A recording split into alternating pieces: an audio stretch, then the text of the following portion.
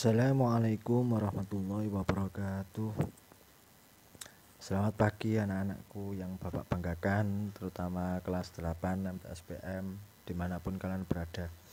Semoga tetap dalam keadaan sehat walafiat, dalam lindungan Allah, tetap semangat, tetap sabar. Marilah kita awali pembelajaran pada pagi hari ini dengan bacaan Ummul Quran. Semoga diberikan kelancaran, kemanfaatan, keberkahan fiddini wa dunya wal akhirah, dilancarkan segala urusan kita, dihindarkan dan diselamatkan dari bala dan musibah atau segala mara bahaya. Ridha wa ta'ala syafaat Rasulullah. Al-Fatihah. Bismillahirrahmanirrahim.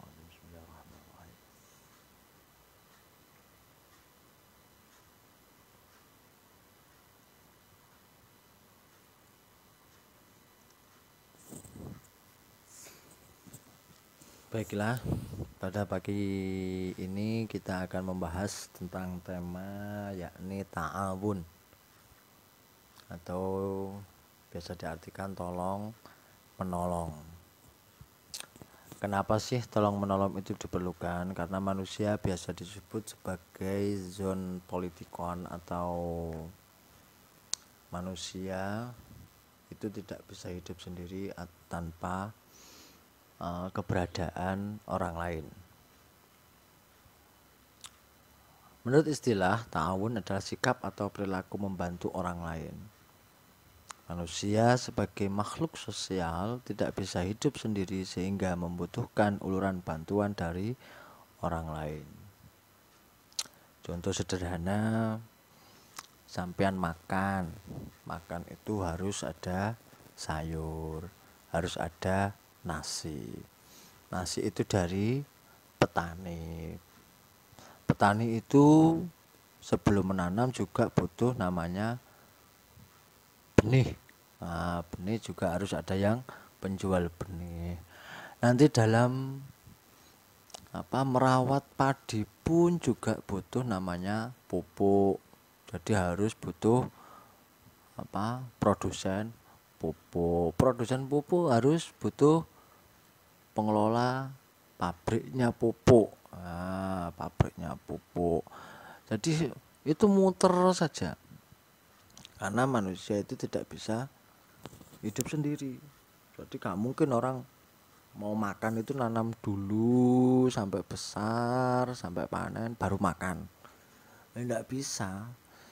Jadi emang dari dulu emang seperti itu. Jadi membutuhkan keterlibatan orang lain, makanya disebut sebagai zon politikon. Oleh sebab itu kita harus saling tolong menolong, karena manusia tidak bisa hidup sendiri. Tapi tetap dalam tolong menolong itu kita harus mendasarkan diri kita itu semata-mata hamba Allah, karena kewajiban kita itu menghamba pada Allah. Jadi semata-mata menolong itu karena Allah, bukan karena kepingin disanjung baik dan lain sebagainya. Karena apa? Contoh sederhana begini aja, seperti sholat aja. Sebenarnya sholat itu pada semua aspeknya itu melatih kita itu untuk senantiasa sadar bahwasanya kita itu hamba Allah. Contoh mulai Allahu Akbar, Allah maha besar. Jadi nggak ada yang lebih besar dari Allah, nggak ada yang lebih kuasa dari Allah, nggak ada yang lebih kaya dari Allah, nggak ada yang lebih mampu dari Allah, nggak ada yang lebih pintar dari Allah. Jadi itu emang kita itu hamba Allah. Kemudian ruku, gerakan mulai ke bawah, lebih ke bawah lagi sampai ke sujud. Jika di luar sholat itu wajah kita itu kita muliakan, dibedai, dikasih gincu, eyeshadow, maskara dan lain sebagainya. Terus senantiasa dipuji, kamu cantik dan lain sebagainya. Itu nanti hilang ketika sujud secantik-cantiknya orang itu nanti hilang ketika sujud. Seganteng-gantengnya orang hilang ketika sujud, itu wajahnya hilang. Iya toh? Baik itu presiden, mau direktur, menteri, mau itu punya jabatan seperti apapun, ketika sujud hilang semua wajahnya. Yang wajahnya garang hilang, yang wajahnya serem hilang, yang wajahnya melo hilang, yang wajahnya ganteng hilang, cantik hilang, semuanya hilang. Berganti apa? Berganti yaitu kamu tahu sendiri. Karena apa? Itu hakikat pengabdian kita itu seperti itu. Tidak ada apa yang pantas disembah itu selain Allah. Nggak ada yang pantas berkuasa itu selain Allah. Oleh karena kita disadarkan ketika sujud itu, sujudnya pun itu ke arah lantai atau bumi. Karena apa? Kita berasal dari saripati tanah, dan kita nantinya akan dikembalikan ke tanah. Minha khalaqnakum wa fiha nu'idukum wa minha nukhrijukum taratan ukhra. Gitu. Aman dulu dilahirkan ya dari saripati tanah, tercipta dari saripati tanah, nantinya juga akan kembali ke tanah juga.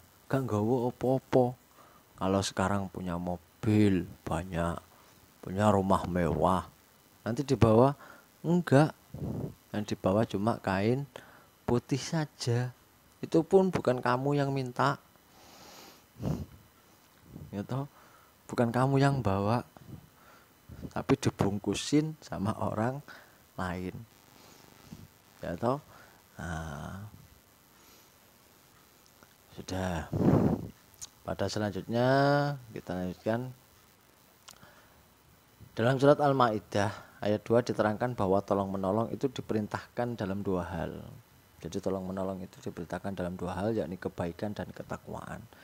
Itu sangat-sangat diperintahkan, dan dilarang untuk dua perkara, yakni dosa dan permusuhan. Jadi kalau kalian tolong menolong dalam permusuhan itu nggak boleh. Saling teman antara satu dengan yang lain saling bermusuhan, kalian ngeblok sana ngeblok sini, grup-grupan, geng-gengan, itu nggak boleh. Karena itu sama saja tolong menolong dalam permusuhan. Hal ini tidak dibatasi agama, suku atau ras. Nah, jadi baik semua agama itu nggak boleh, tidak memperbolehkan namanya permusuhan. Tapi jika dalam kebaikan itu boleh. Kalian nolong orang Kristen semuanya, jatuh dari sepeda motor kamu tolong, itu boleh. Jadi nggak mungkin orang kecelakaan atau kamu nolongin orang terus kamu tanya dulu kamu agamanya apa. Ada orang tubrukan prowak gitu. Kamu tanya, kamu mau nolongin, kamu tanya dulu, Bapak agamanya apa? Atau Mas agamanya apa? Kalau agamanya Islam saya tolong, nggak mungkin. Gitu. Ya selak mati orangnya. Gitu. Selak kesakitan. Jadi yo agama apapun juga yo nggak membatasi namanya tolong menolong. Itu. Kecuali dalam hal akidah, keyakinan. Karena keyakinan yang berbeda itu tidak bisa melahirkan satu paduan. Nah, jadi kalau ibaratnya orang Islam sholat, ya menolongnya itu bukan terus orang Kristennya ikut sholat, tapi ikut tidak mengganggu orang yang lagi beribadah, gitu seumpamanya. Gitu. Oke, kita lanjutkan. Pembiasaan ta'awun dapat dilakukan antara lain, yakni satu, dengan menyadari bahwa setiap manusia itu mempunyai kelebihan dan kekurangan. Nah, itu kita sadar bahwasanya tadi itu kita tidak bisa nanam padi sendiri, merawat padi sendiri, kemudian baru terus kita produk menjadi beras, terus kita baru bisa makan. Nah, itu juga kekurangan kita, kan nggak mungkin juga. Yang kedua, membiasakan mengedepankan kepentingan bersama. Jadi karena apa? Kepentingan bersama itu kita bisa meredam keegoisan kita, meredam sisi ego kita. Yang selanjutnya adalah membiasakan melihat potensi diri baik secara konseptual dan material sebagai bahan mewujudkan kebersamaan. Jadi melihat potensi diri itu maksudnya kalian memiliki kemampuan apa, orang lain memiliki kemampuan apa, itu bisa disatu padukan untuk menjalin kebersamaan.